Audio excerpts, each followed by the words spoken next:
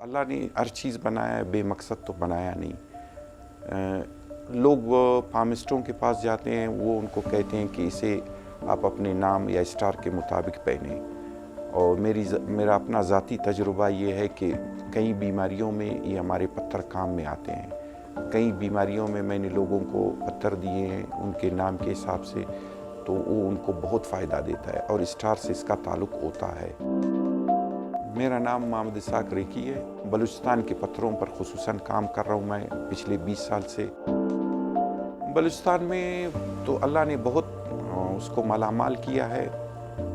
यहाँ वड में अगर आप वड से आगे जाएंगे, सरोना एक इलाका है जहाँ पर डायमंड क्वार्ट्ज, ग्रीन गार्नेट,